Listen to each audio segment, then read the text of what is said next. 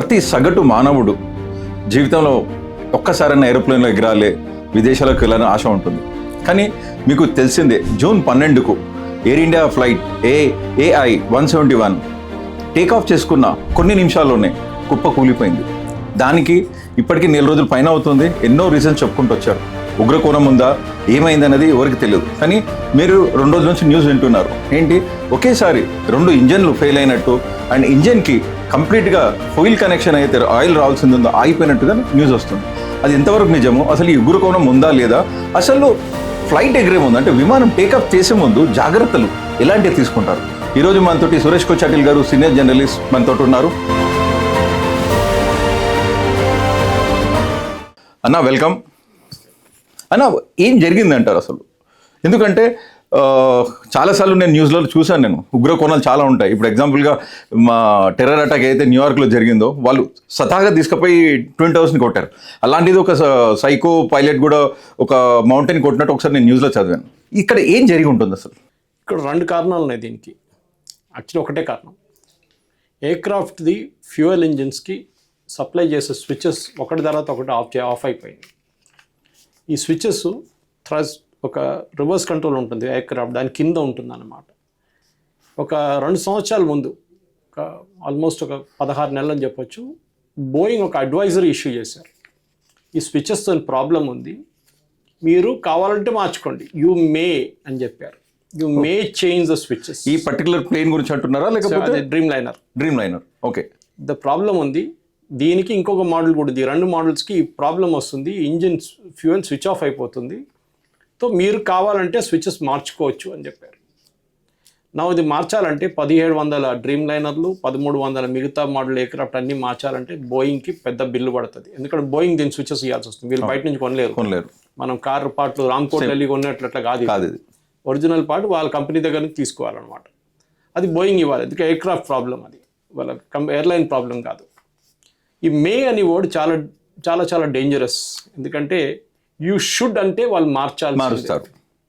కానీ ఈ మే అని చెప్పినప్పుడు ఏం చేస్తారంటే, కావాలంటే మార్చుకుందాం, లేకుంటే లేదు అని చెప్పేసి. మీ కారు ఉంటే కూడా కార్లో ఒకసారి మెకానిక్ అంటాడు, సార్ ఇది నడుస్తుంది సార్, నడిపించుకోండి అంతే. కానీ గాలిలో ఎగురుతున్న విమానము అంటే 100 మందిని తీసుకెళ్లే విమాన సంస్థలు మే అనే దాని మీద అంటే గాలిలో వాళ్ళ ప్రాణాలు వదిలిసినట్టు అవుతుంది కదా. ఇప్పుడు ఎయిర్ యాక్సిడెంట్ బ్యూరో వాళ్ళు ఇన్వెస్టిగేట్ చేసిన దానికి ఫస్ట్ ఇది ప్రిలిమినరీ రిపోర్ట్ అంటారు. ఒక నెల లోపల ఇవ్వాలని రూల్ ఉంది, అది సబ్మిట్ చేశారు. నిన్న రాత్రి 2 గంటల టైంలో ఇది రిలీజ్ చేశారు. చాలామంది అడిగారు, ఈ 2 గంటల టైం ఎందుకు? దానికి ఇంకా పెద్ద కథ ఒకటి ఉంది. ఏంటన్నారు? 2 గంటలకి న్యూయార్క్ స్టాక్ ఎక్స్చేంజ్ బంద్ అయిపోతుంది యూఎస్లో. ఈ రిపోర్ట్ దానికన్నా ముందు వచ్చింది ఉంటే బోయింగ్ షేర్స్ పడిపోతుండే, విపరీతంగా పడిపోతుండే. సో ఎందుకు బోయింగ్ ఇంత భయపడుతున్నారు? వాళ్ళ రోల్ దీంట్లో లేకపోతే ఇప్పుడు ఏమైపోయిందంటే, పైలట్ ఇద్దరు చనిపోయారు. వాళ్ళు వచ్చి ఎవిడెన్స్ ఇవ్వలేరు ఏం జరిగిందనేది. కానీ ఒక ప్లేన్లో 2 మేజర్ కాంపోనెంట్స్ ఉంటాయి ట్రాక్ చేయడానికి. ఒకటి కాక్పిట్ వాయిస్ రికార్డర్ అంటారు, ఇంకొకటి డిజిటల్ వాయిస్ రికార్డర్. ఇది బ్లాక్ బాక్స్, అదే బ్లాక్ బాక్స్ అంటారు, కానీ ఆరెంజ్ కలర్లో ఉంటుంది. అది 2 ఉంటాయి. ఒకటి ఎయిర్క్రాఫ్ట్ ఫ్రంట్ సైడ్లో ఉంటుంది, ఒకటి ఎయిర్క్రాఫ్ట్ బ్యాక్ సైడ్లో ఉంటుంది. ఈ 2 దొరికాయి. కొంచెం డ్యామేజ్ అయింది అక్కడెక్కడ, కానీ ఇది ఈవెన్ నీళ్ళలో మునిగిపోతే కూడా, 1000 మీటర్స్ నీళ్ళలో మునిగిపోతే కూడా నెల రోజుల దాకా ఒక సిగ్నల్ ఇస్తూనే ఉంటుంది. అది నేను ఇక్కడ ఉన్నాను అని చెప్పి. సో చాలా మటుకు క్రాష్ అయిన ఎయిర్క్రాఫ్ట్, సీలో క్రాష్ అయిన ఎయిర్క్రాఫ్ట్ కూడా వాళ్ళు బ్లాక్ బాక్స్ రికవర్ చేసుకున్నారు. ఈ కేసులో ఒకటి హాస్టల్ బిల్డింగ్ పైన దొరికింది, ఒకటేమో గ్రౌండ్లో దొరికింది. 2 బయట నుంచి కొంచెం డ్యామేజ్ అయింది, కానీ లిథియం బ్యాటరీస్ కూడా బాగానే ఉండేదని మొత్తం దాన్ని ట్రాన్స్క్రైబ్ చేశారు. ఇది చేస్తున్నప్పుడు ఏమవుతుందంటే, ముందు ఇది బయట చేపిస్తుండే మనం ఒక 10 సంవత్సరాల ముందు దాకా. ఇదంతా బోయింగ్కి పంపించాలి, లేకుంటే యూకేకి పంపించాలి. అక్కడ వాళ్ళు దాన్ని తీసుకుంటారు. మన దగ్గర సదుపాయాలు ఉండేవి కదా, లేదు. కానీ డౌట్ ఎక్కడ వస్తుందంటే, ఇప్పుడు మీరు ఒక కంపెనీ నడిపిస్తున్నారు, మీ ప్రోడక్ట్ మీద డౌట్ ఉంటే మీరే దాంట్లో వెళ్ళి కూర్చుంటే మళ్ళీ ఎవిడెన్స్ డిస్ట్రాయ్ చేయొచ్చు కదా. అవును. కానీ ఈ టేప్స్ ట్రాన్స్క్రైబ్ చేస్తున్నప్పుడు కాక్పిట్ వాయిస్ రికార్డర్ అంటే పైలట్ ఎయిర్ ట్రాఫిక్ కంట్రోల్తో మాట్లాడుతున్నారు ఫస్ట్. రెండోది పైలట్ ఇద్దరు మాట్లాడుకుంటున్నారు. మూడోది ambient సౌండ్ అంటారు, అంటే దాంట్లో ఏమైనా సౌండ్ వచ్చిందా బ్యాక్గ్రౌండ్లో, ఏదో డోర్ తీస్తున్నట్లా, గ్లాస్ పలుగుతున్నట్లా, లేకుంటే ఏదైనా ఇంకేమైనా సౌండ్ వచ్చిందా, ఈ 3 సౌండ్ రికార్డ్ చేస్తారు అన్నమాట. సో ఈ దొరికిన ఎయిర్క్రాఫ్ట్లో లాస్ట్ 8 ఫ్లైట్ల రికార్డింగ్ దాంట్లో ఉండే ఆల్రెడీ ఉంటుంది. అంటే కంప్లీట్ అంటే ఇది ఎప్పుడు టేక్ ఆఫ్ మళ్ళీ ల్యాండింగ్ అయినా 8. ఎందుకంటే 8 పెట్టుకుంటారు, ఎందుకంటే దాని లోపల ఏమైనా ఇన్సిడెంట్ అయితే వెళ్ళి రివర్స్ పాత్ దీనికన్నా ముందు వచ్చిన ఎయిర్క్రాఫ్ట్లో ఈ ప్రాబ్లం ఆ పైలట్స్ ఇక్కడ రిపోర్ట్ చేశారా? ఓకే. ఎందుకంటే ఇదే ప్లేన్ దిగినప్పుడు పైలట్స్ 2 రిపోర్ట్స్ ఇచ్చారంటున్నారు. యూజువలీ ఈ పైలట్స్ ఏం చేస్తారంటే ఎయిర్క్రాఫ్ట్ దిగంగానే మనం కూడా ఒకసారి మెకానిక్ దగ్గర వెళ్తారు, ఎక్కువ సౌండ్ వస్తుందిరా ఎక్కడి నుంచో అంటాం మనం. వీళ్ళు కూడా అంతే, వీళ్ళకని ఇంకా టెక్నికల్ పారామీటర్స్ ఈ ప్రాబ్లం ఉంది, ఇది కొంచెం ఇది నెక్స్ట్ ఫ్లైట్ టేక్ ఆఫ్ చేసే ముందు కొంచెం రెక్టిఫై చేసుకోండి అని చెప్పేసి, లేకుంటే అన్నీ ఓకే అని చెప్పి సైన్ చేయాల్సి వస్తుంది. ఏదో ఫ్లైట్ ల్యాండ్ కాగానే పైలట్ దిగి వెళ్ళిపోరు, మొత్తం రిపోర్ట్ ఫైల్ చేయాలి, చాలా డీటెయిల్గా ఉంటుంది. మనం చూసుంటాం, మనం దిగుతున్నప్పుడు కూడా వాళ్ళు పేపర్లలో ఏదో సంతకాలు పెడుతూ ఉంటారు వాళ్ళు. సరే, ఈ ఫ్లైట్ టేక్ ఆఫ్ చేస్తుంది మన అందరికి తెలుసు, ఇది ఒక 3 స్టేజెస్ ఉంటారు రన్ ఆఫ్ టేక్ ఆఫ్లో అన్నమాట. ఒక సర్టన్ స్పీడ్ అచీవ్ చేసిన తర్వాత అక్కడ దానికి పైలట్ డిసైడ్ చేస్తారు, yes we will go ahead, next V2 అని చెప్తారు, దాంతో V3. ఈ V3లో they have to take off. Okay, chance లేదు. అది స్కిప్ చేసినారనుకో మీరు వెళ్ళి గోడ కొట్టేస్తారు. అఫ్కోర్స్ అంత స్పీడ్ ఉంటుంది కదా అది. మీకు గుర్తుంటుంది, నేను చిన్నప్పుడు స్కూల్లో ఉన్నప్పుడు మన తాళ్వాన్ పైన ఒక బోయింగ్ ఎయిర్క్రాఫ్ట్ పడ్డది, టేక్ ఆఫ్ చేసి బేగంపేట. చెన్నారెడ్డి గారు ముఖ్యమంత్రి ఉన్నప్పుడు దాని సీట్ కింద 64 లక్షలు దొరికింది, అది ఇంకో స్టోరీ. అది ఎవరు క్లెయిమ్ చేయలేదు ఆ టైంలో.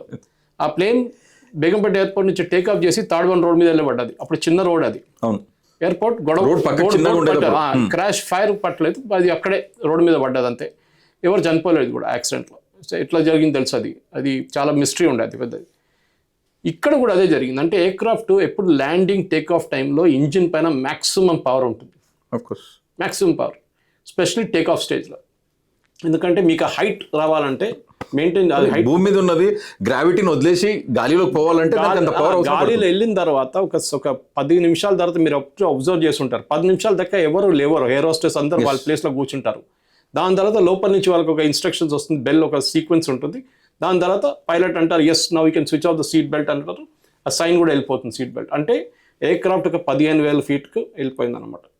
దాని తర్వాత 20, దాని తర్వాత 25, దాని తర్వాత 30కి వెళ్ళినప్పుడు బయట టెంపరేచర్ -40 degrees ఉంటుంది, కానీ లోపల ప్రెషరైజ్ చేంబర్ ఉంటుంది. సో ఈ కేసు ఏం జరిగింది, 640 ఫీట్ దాకా వెళ్ళి ఎయిర్క్రాఫ్ట్ టేక్ ఆఫ్ చేయలేకపోయింది. సో ఎయిర్ యాక్సిడెంట్ బ్యూరో వీళ్ళు ఇన్వెస్టిగేట్ చేసిన దాంట్లో బోయింగ్ వాళ్ళు ఉన్నారు, మన గవర్నమెంట్ ఆఫ్ ఇండియా రిప్రజెంటేటివ్స్ ఉన్నారు, ఎయిర్ ఫోర్స్ వాళ్ళు ఉన్నారు, ఈవెన్ కొన్ని మిగతా ఆర్గనైజేషన్ కూడా తెచ్చుకున్నారంట వీళ్ళు. ఎందుకంటే వాళ్ళ ఎక్స్పర్టీస్ కూడా తీసుకుందామని చెప్పేసి వీళ్ళందరూ కలిసి ఈ టేప్లన్నీ అనలైజ్ చేశారు.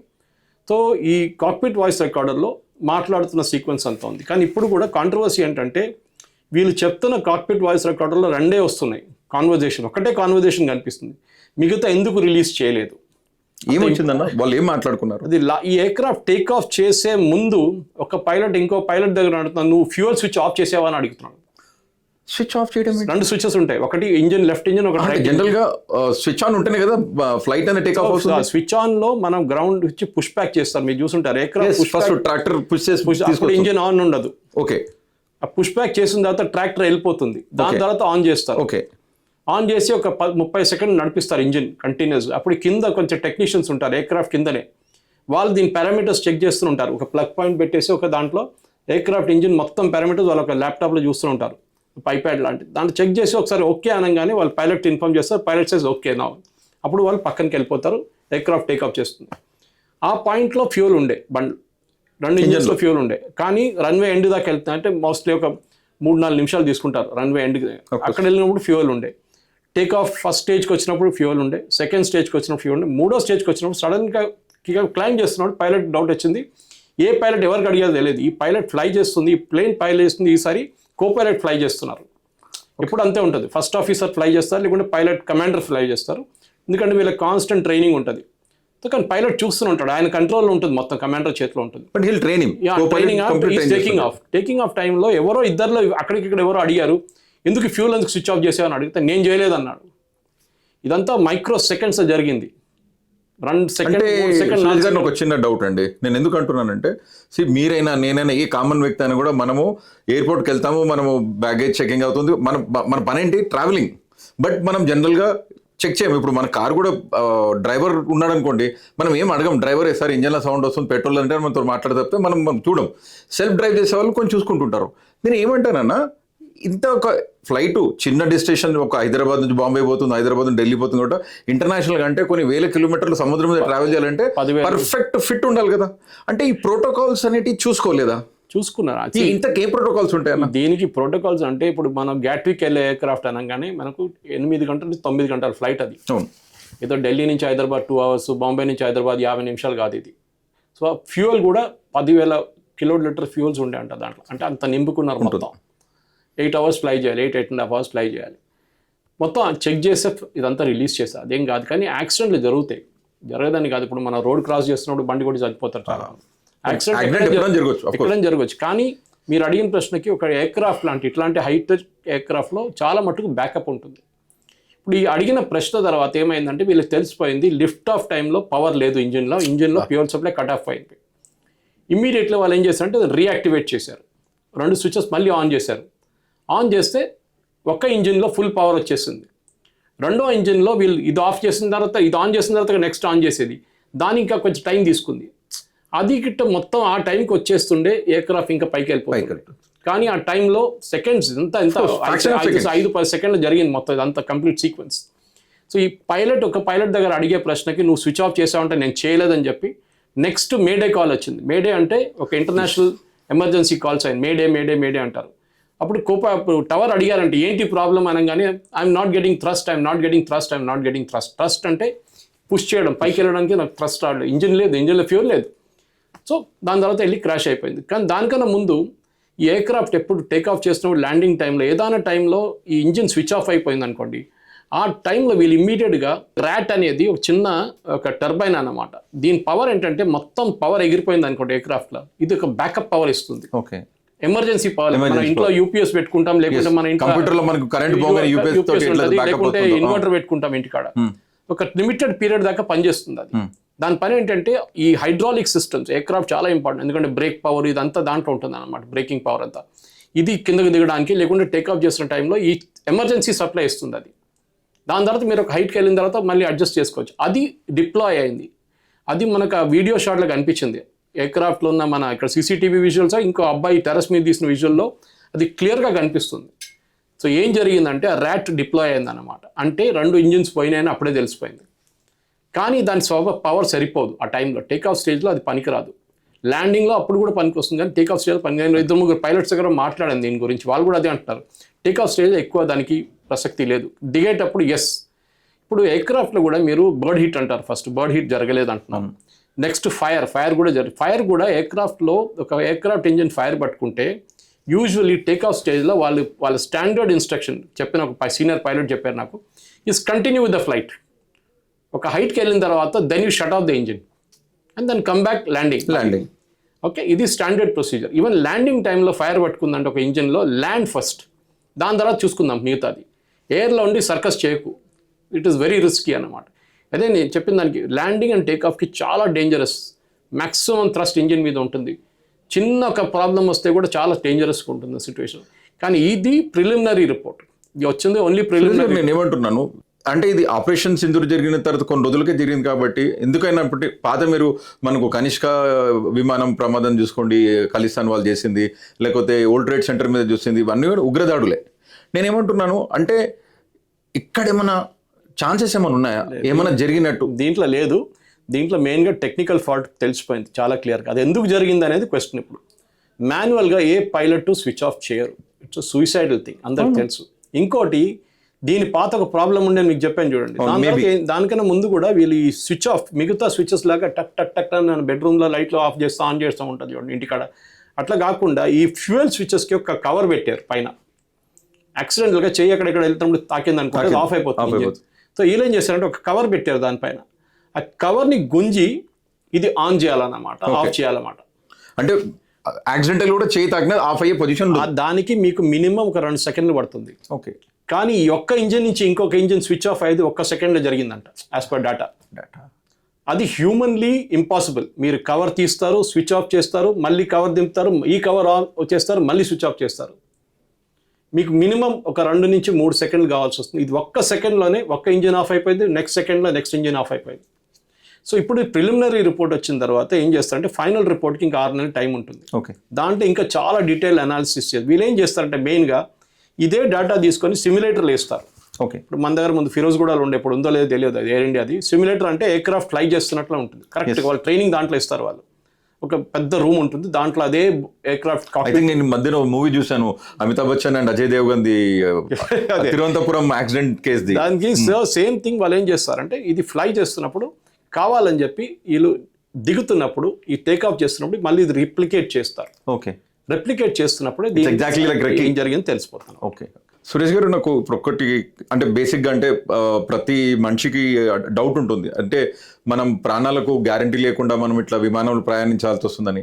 ఈ ప్రోటోకాల్స్ అనేటి నేను కూడా విన్నాను ఇంతకుముందు మీరు చెప్పినట్టు 500 పైన ప్రోటోకాల్స్ వాళ్ళు ప్రతి చెక్ చేస్తారు. మరి ఇప్పుడు ఇది టెక్నికల్ రీజన్ అయితే బోయింగ్ ఏ రకమైన రెస్పాన్సిబిలిటీ తీసుకుంటుంది, లేకపోతే ఎయిర్లైన్స్ కంపెనీ ఏ రకమైన ఆన్సర్ ఇస్తుంది, లేదా ఏదైనా ఉగ్రకోణం అయితే మీరు లేదంటున్నారు. ఎందుకంటే ఉగ్రకోణం చెప్పలేము, అంటే రేపు ఇంకో 6 months వరకు మీ అయితే ఫైనల్ రిపోర్ట్ వచ్చే వరకు ఉగ్రకోణం ఉందా లేదా మనం అయితే చెప్పలేం. కానీ what exactly the remedy for this for the future?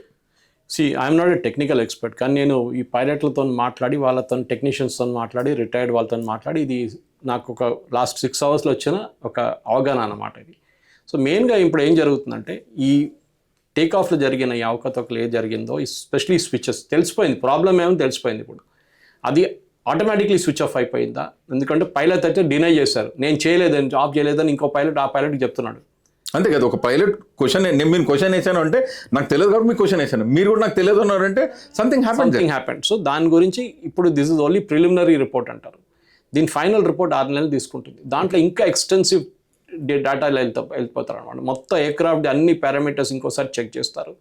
ఇంకా కాన్వర్జేషన్స్ ఏమైనా ఉన్నాయి అది రిలీజ్ చేస్తారు. తర్వాతనే బోయింగ్కి ఇదే ఎయిర్క్రాఫ్ట్ ఇంకెక్కడన్నా చాలా మటుకు లాస్ట్ 6 monthsలో ఎక్కడైనా ప్రాబ్లం ఉండేనా, ఈ స్విచ్ ఆఫ్ జరిగిందా, స్విచ్ ఆఫ్ జరిగితే వీళ్ళు బయట చెప్పలేదా, దాచుకున్నారా, అది పెద్ద డౌట్ వస్తుంది. ఎందుకంటే బోయింగ్కి ఇది పడ్డదు అనుకోండి వాళ్ళ తల మీద, ఒకటి వాళ్ళ షేర్ వాల్యూ మొత్తం పోతుంది. నెక్స్ట్ వాళ్ళ మీద కేసులు వేస్తారు, ఈ ప్యాసింజర్స్ కేసు వేస్తారు డైరెక్ట్. అప్పుడు they have to pay out billions అన్నమాట. సో దానికోసం వాళ్ళు యూజువలీ ఎవరైనా పైలట్లు వేసేసారు. ఇప్పుడు పాపం వాళ్ళిద్దరు లేరు డిఫెండ్ చేసుకోవడానికి, లేదు ఇది జరిగిందని చెప్పడానికి వాళ్ళు లేరు. వాళ్ళు ఓన్లీ వాళ్ళు రికార్డ్ చేసుకున్న వాయిస్, అక్కడ జరిగిన టెక్నికల్ పారామీటర్స్ తెలిసిపోయింది. లెట్ us వెయిట్, ఇంకొక 6 నెలలు వెయిట్ చేస్తే దీని డీటెయిల్ రిపోర్ట్ వస్తుంది. అప్పుడు దాకా ఎవరిని బ్లేమ్ చేయకూడదు. అది బోయింగ్ ఉండొచ్చు ఆర్ పైలట్స్ ఉండొచ్చు. మనం వెయిట్ చేద్దాం ఒకసారి. థ్యాంక్ యూ సురేష్ గారు, thank you very much, nice information. Thank you.